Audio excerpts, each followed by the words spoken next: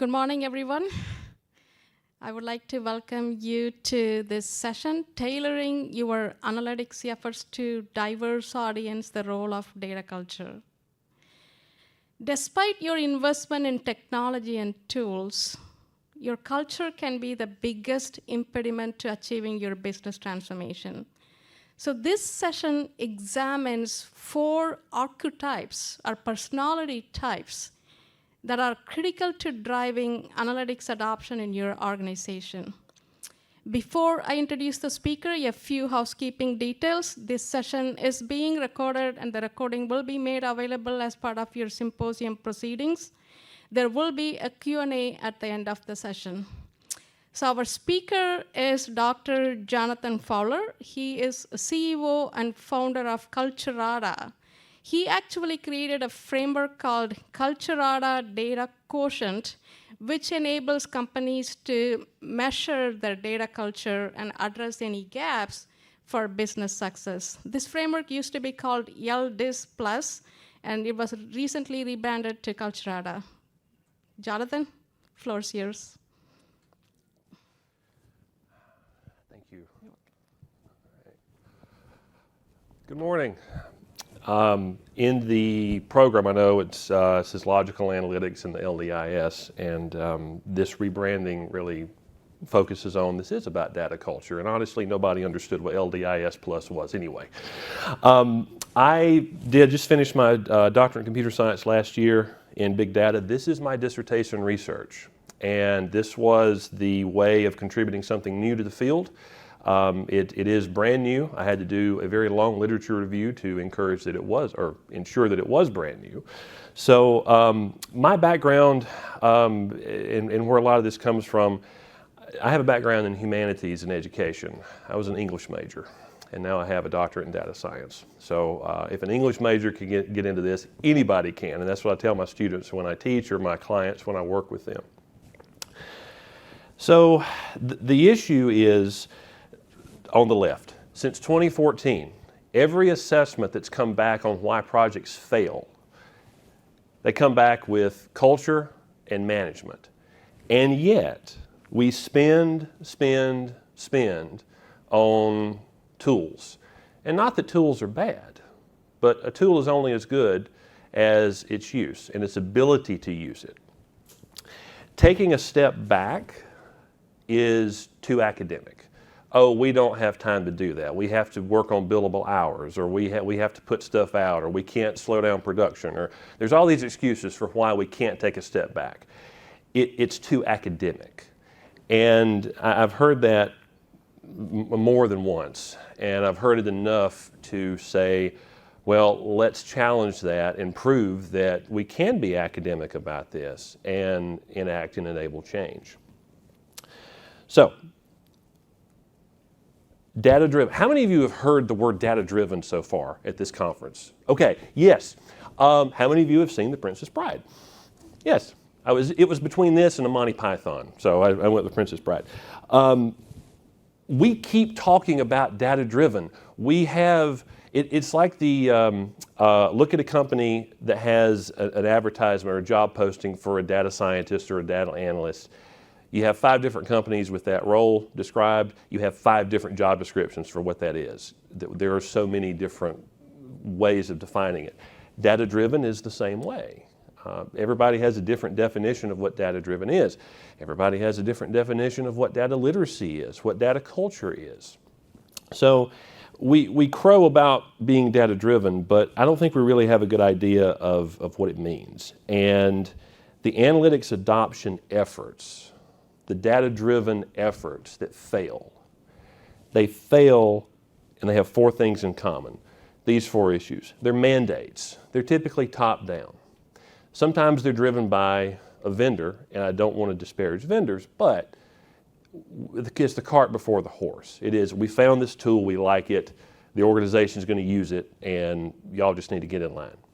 So it's a mandate. It's not an organic effort. The other part of that is there's no real self-awareness for the organization. This is a great tool, it looks good, I like the demo, we're going to use it. Does it fit us? Well, we'll find out. The other thing is there's a very crowded field in consulting, in vendors, in tools. I'm one of them, so I say this as almost part of the problem in some ways. But being able to recognize that and go, okay, we need to do a better job of making sure that we're actually plugging in the right way instead of just throwing out tools. With that, business owner, particularly smaller businesses, there is that fear of missing out. I got to keep up with the Joneses. It's AI right now. If you have AI in your company name, people are throwing money at you because, like, yes, let's please use this, please, please, please. The other thing is it's IT focused still. It's not people centric, and we're going to get into how that is, how it came to be, and why it's such a big problem, and why that's at the root of what I've done here. How many of you have heard of the Panorama IBM system in Canada? I had no idea this existed until last year. The idea was to implement a nationwide EHR system in Canada, and it was well-meaning, but it went over so badly. There was an audit from the Canadian government. There were plenty of articles and postmortems written about it, and there were 3 research reports from a group that was commissioned to go, what happened? And now I think they're on the right track, but I had the opportunity to talk with some folks involved with this, and they said, we didn't do our homework. We didn't understand that Canada is not this monolithic thing. It's a lot of provinces, a lot of cultures. Within that, you have a lot of different audiences for how they're going to use their data. It was the worst case, it's the worst case scenario. It's the poster child for my work, which is make sure you tailor that adoption effort to your audience. It just didn't happen. This was a waste of between, the numbers are 115, 130. Either way, it was a lot of money. Capital expenditure for a tool that really went nowhere and made things worse. So, rethinking things. Another question for you. How many times have you heard the word culture from human resources? More than once? How many times have you heard the word culture, and not data culture, just culture from IT or data or anybody in tech? Not a lot. A lot of times when I apply this framework or start asking the questions, I get pushback that says, wait, culture is for HR. You data people need to stay in your lane. You do the data stuff and we'll handle the people stuff. And I say, that's exhibit A for why we need to do this. There is this wall that shouldn't be there between IT and people. The personality tests, I put this poll online, and I got a lot of great responses. I thank all of you that did that. We've taken a personality test at least once in our lives. How many are out there for data and data use? Not many, if at all. There's the MBTI, there's the Big Five, there's DISC, there's PCM, there's IEQ-9. There's so many of them. And all of those speak to how intellectually diverse a workforce is, how intellectually diverse we are individually, that nobody is one single dimension of any of these personality tests. We all have a very distinct makeup, but we don't really do that with data. So I said, well, let's fix that. What you see is the chart there in the middle is actually from one of the rollouts that I did early on. And the idea here is that we all have IQ, we all have EQ, we've heard of all those, but there's also a DQ, not Dairy Queen, but data quotient. Admittedly, for coming out of doctoral studies with this and not starting commercially, the labeling is a little clunky. That explains why Logical Analytics is now Culturata, but I'm not here to plug that. Just give you an explanation for why the names are different. I went through And uses the competing values framework that's really heavy in organizational consulting. It's been around since the 80s. There are 4 distinct types, or 4 distinct personalities within the CVF. What I was able to do is tie those to distinct data priorities, challenges, analytics maturity, needs assessment, and inside of all that, of course, because it was an academic study, what I did was figure out, okay, where there are significant relationships, these make up our analytics personality types. So there are 4. Starting from the top left clockwise in the orange, you've got collaborative, creative, competitive, and controlling. They all have a lot of different names. There's adhocracy, there's hierarchical, there's clan, there's a lot of different names for these, but these are the ones that I stuck with. And the great thing about this is all of us have a mix of these 4. Nobody is singly collaborative or creative or controlling. It's a mix of all 4, and that speaks to how diverse each of us are individually, and how diverse we are as a group. So the boxes that you see in the middle, that is an example of each department in an organization. And there's a map there, the spider plot or radar plot, for how far they score in each of these dimensions. So for example, the top left, that is a buying department in a company. And it's small, but what you're seeing there is they're balanced. They are mostly in the competitive side of things. They're dominantly competitive. But we can't ignore the fact that they're also very strong in these other areas.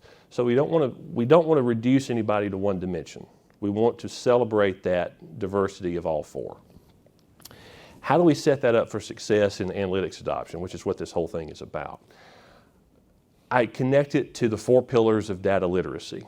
And again, there's a lot of different definitions of what data literacy is. I like the 4 pillars.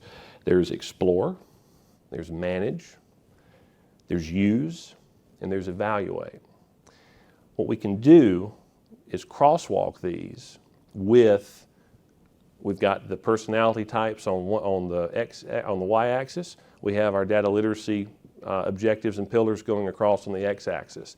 And now, and this harkens back to my old education days doing lesson planning, it's almost like a lesson plan for our data literacy efforts. We can say, how does the explore part of our pillars, how does that one pillar apply to these departments and teams that are more collaborative than anything else, or that are more competitive than anything else? It is a way, again, of saying, how are we going to adopt or tailor whatever we're doing to each of these personality types? So let's talk a little bit about each of these and what they are. What I found with doing these with companies and in my original research, most every company falls dominantly on the collaborative side, which is great. The collaborator is interested in building relationships and interested in increasing commitment to the company.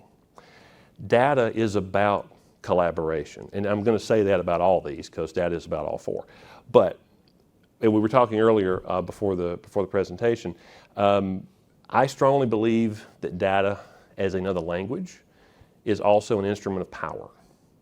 And we have to recognize that when we do an adoption effort or we drive data literacy, we're also working with power, employee engagement, and spreading knowledge and having individuals, giving them a seat at the table. If somebody doesn't feel like they have power to make decisions or they have power to utilize data, they're not going to be engaged and they're just going to check out.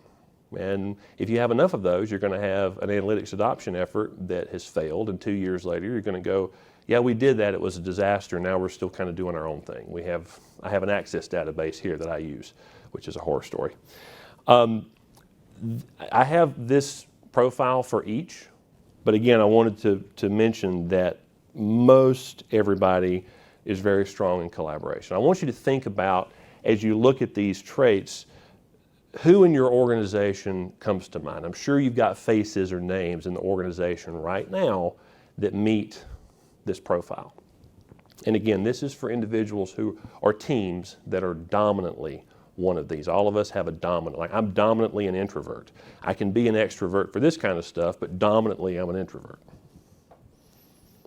Oh wait, why is it not going? My slides are not moving.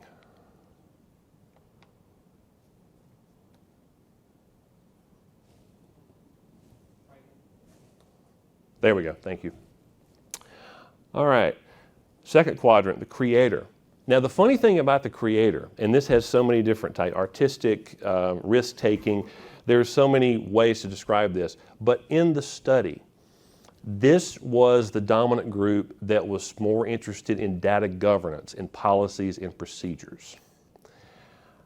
I looked at this more and I realized, okay, they need that safety net. They need the rules of engagement in order to then go out and take risks. It's not about a free-for-all.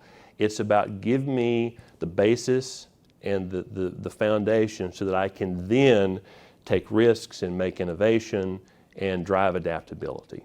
Again, I want you to think about who in your organization fits a dominantly creative profile. The competitor. Most of the time, this falls under, or this is seen in marketing and sales. Again, who fits this profile? Who do you see dominantly a competitor in your organization, either teams or individuals?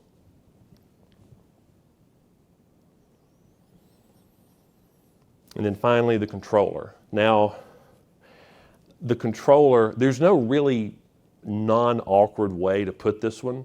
I know controller is a bit pejorative, but the idea here is that they're interested in rules and hierarchy. These are your master data management and data governance champions. They value internal control. They complement, they're actually diametrically opposite from creative. If we look at the different quadrants, they are completely opposite. So they're valuing control over, control over sharing and internal focus over external. I can go into more of that in Q&A. I want to give plenty of time for that. But you notice for all of these, I've laid out how do we engage and empower? Because again, if it doesn't affect them, if an analytics adoption effort doesn't affect them, the nature of us as human beings is what's in it for me? And so we've got to speak directly to, okay, we're about to embark on this, whether it's master data management or a new rollout or a new tool, how's it going to affect you? What are the words, what are the keywords and values that we need to express to then engage them? And that works for all of these. How do we respect their time and attention? They're busy. Don't waste their time. How do we provide the right data environment? Is there lineage? Is there any governance whatsoever? Can they get to what they need? Or is data just siloed everywhere? And then finally, there's the values and focus. And we can talk a little bit more about that in Q&A. But the other thing I want to come back to in all of these 4 slides, or all of these types, is what's the data used for? There's this idea of tactical empathy out there, where you and I can look at the same table, dashboard, chart, whatever, and get some very different conclusions from that. That's based on our own experience. It's based on what we bring to the table. It's some people call it baggage. I don't like to use that word, but it's all of our life experience and work experience that we bring to the table. We can look at data and have some different conclusions from it. We're going to use it differently. Sales is going to use something differently than production or warehouse might. Marketing is going to use something differently than compliance might. So we always have to be aware of what's the data going to be used for. Again, why should they care? That is so important for rollout. And if we don't tap into that, we're using the broad brush efforts again. How do we leverage all this? I hope that I've got you thinking about how diverse your organization is. And sometimes I think that there is room here to make this part of DEI efforts in an organization. As intellectual diversity, we have to recognize that we can't use the broad brush, and that applies for all of DEI efforts, and it applies here. How would we go about either an adoption effort for a new tool? We have so many great master data, data governance vendors out here. I've talked to a lot of them. I'm thinking about, okay, if you're about to do that in an organization, why not start with understanding your people first, and not just, a poll that goes out for SurveyMonkey, what are the biggest things you need in the tool? Let's do it the right way. This is a good tool for discovery before any new initiative. I've done it. It's a good tool for baseline and checking every year or every quarter. Data literacy is a big thing right now. How do you figure out where your company is and what benchmarks you want to improve on every year? It is a SaaS product. It is in cloud. It's taken a while to get all of my findings into that, but it's working.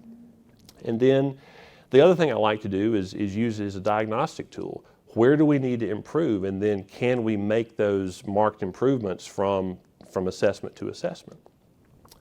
The main thing that I think, though, this is useful for is that analytics adoption effort. Before you embark on any major change, don't make the same mistakes that have happened since 2014.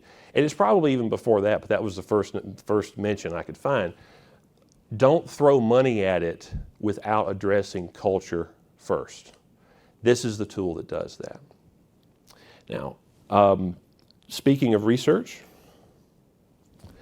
this is where we are. This is still very much a research-driven tool. It will always be. I did this original research in the height of COVID. I didn't have a lot of businesses that could participate, but I got enough. So I'm very confident in those relationships.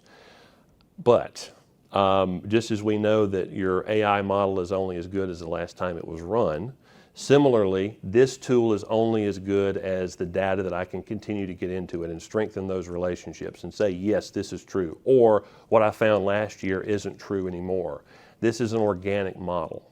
It will continue to be so. So, I'm still in the research phase. I will always be in the research phase. I'm always looking for opportunities to roll this out, to gather new data. I'm looking for the ability to either prove or disprove the things that I found last year. I'll say the same thing next year. Again, it is an organic model. So the researcher at heart in me says if you are at all interested in having this as a pilot, let's talk, because I came in, I did my studies and I came into this field to leave it better than I found it.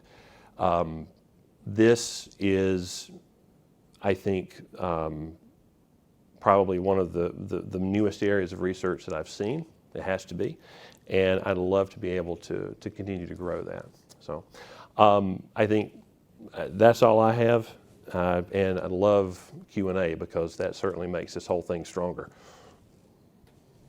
Thank you, Jonathan. Any questions from the audience? Virtual audience, please enter your questions via Hua app. Let me start with the questions. So once they use this framework to do the assessment, what are some of the tactics that are being leveraged to improve the analytics adoption in the company? I mean, do they need to hire new competitor roles or new? Yeah. The challenge going from a pure research model to actually commercializing this is, I can't scale myself, but I can insofar as making it a SaaS tool. So there's the ability to roll that out for an organization and have a quick assessment, and then I've automated almost everything to the point where we can deliver a full report and recommendations without my involvement at all. The next step, though, is, and this is where, and again, we've rebranded, or we've rebranded the whole thing because we are people-centric.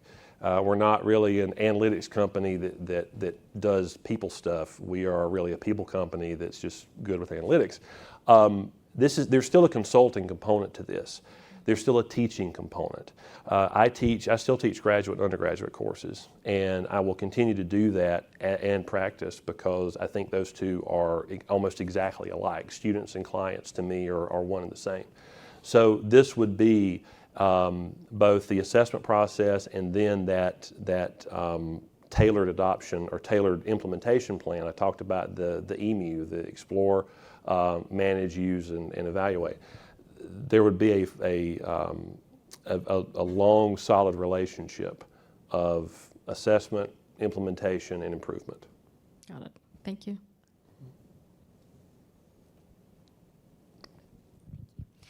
Thank you for your presentation. Really love the idea of the archetypes and how you're using those. We talk a lot about culture in my organization, and we do it from the data perspective, but I love that you've created some data-centric kind of ones. How we've thought about this, and so I kind of just want your thoughts on it, is that as you start to identify the people in your organization and the needs that they have, and understanding those personas that you're tailoring to, you know, it becomes one of those multifaceted kind of things where there's some training needs, there's some just continuous enablement support, and you know, as you develop new aspects, sometimes it's data, sometimes it's AI, and everything in between, right? How far do you think you have to go to truly support that full spectrum? Everything from, you know, the first time someone onboards all the way through to your executives and leaders that are helping to make decisions. Like what does the programmatic aspects that you would encourage an organization to take on to really build out that continuous support for the people and the culture shifts? Thank you very much. The first, I think, visible evidence of that is having a CDO. And you know, a CDO is not a CIO or a CTO. Having that at the C level is a commitment. But again, it can't be, okay, the CDO says we have to do this, so we have to do it. It's that start from the middle approach. One thing I've done before is in this process, we find those data champions. We find the sort of distributed model where you've got in each department or team, you've got somebody who is sort of the mini data officer for that group. And if you bring them together and have buy-in from executive level, then you're able to, number one, have all of them at the table as this force that makes sure that there's no unilateral decisions made on data, because again, it's a power issue. And if you start there, then they're able to, and trickle down comes to mind, but that's not the right word. They're able to then spread that fire to their teams, and it winds up being this great loop where, you know, those at the very end of sort of the data line get to then innovate and bring new things back up a level, and then that comes back to what we might call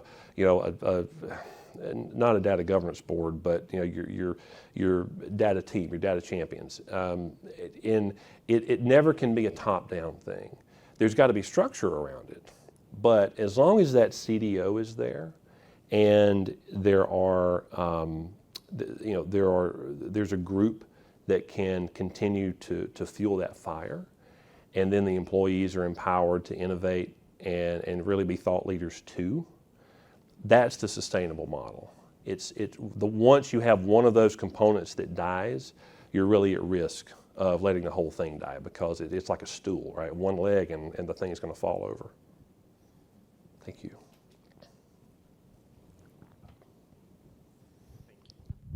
Piggyback off of that question, is there anything such as an optimal mix based on your research of personas and how that flows throughout an organization? I feel like there's an evolution, and your recommendations probably will provide some guidance to that. But how do you use the personas and the tests to identify that and what's your research going to look like going forward on that? So let me take you back to the one chart that I couldn't get on here in a good way. There's another way of looking at this to see, okay, out of all of these, which department or which team is the most collaborative or which is the most creative. And again, but I say that it's multidimensional, but everybody has those dominant pieces, right? So if we have, for example, a rollout and we need to say, well, okay, let's take, for example, NetSuite, for example. We know that the individuals who are most dominantly in that controlling quadrant are probably going to love this thing. But we've still got to speak to the other dominant three, right? So number one, how do we translate? What's in it for them? Insofar as a perfect mix, number one, I think it's industry specific, but and there's there's an opportunity there to say, well, I'd love to find out. I need more companies to research with, so that would be a great thing to have down the line. One thing I've thought about is, can we say, okay, here's what companies of your size look like, almost a norm referenced model, right? So here's you, here's companies your size, here's you, here's other companies in your vertical, in your industry. How do you compare? Now, those might be the average or the norm, but they might not be the best for that company. One of the great things about data, and I tell especially my graduate students, because they all come from different undergraduate backgrounds. One of the great things about this field is that it's got so many other industries that have come into it, and it makes it a great diverse field. I think that there's a double-edged sword though, because I don't think there is an optimal thing. Data is the one area where we get to have gray areas, and that's okay. That's why Agile, that's why I love Agile instead of Waterfall, because you don't know what you don't know. In data, you have those unknown unknowns that you're not going to get to until you're 3 steps down the road. So I think there has to be the ability and the being okay with not having that ideal persona. That may be a non-answer, but uncertainty is the name of the game here, and that's why we're talking about something as volatile and diverse as people. Yeah. More research on that for sure, though. Yeah, that's right, and just that line right there.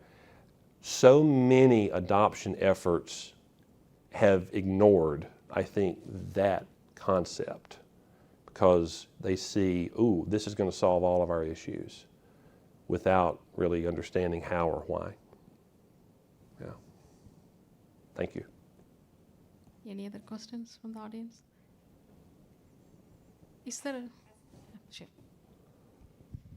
Yeah, so I think the other side of the coin when it comes to culture is skill, and how do you leverage your people in such a way that you're, especially if they're distributed across an organization, right? So, when you've got somebody who could be leveraged for something in a different space or could be thought of for a different position or whatever the case is, how do you start to really think about your workforce as anyone can come from anywhere, and we're gathering information on skills and capabilities so that we can think about the progression of the people themselves through the different analytics capabilities and the roles that they could be filling, and does it fit within the model that you're looking at? Like, I love the personality kind of space, but taking that a little bit more tactically directly to the skills that they bring into the analytics field as well. Yeah.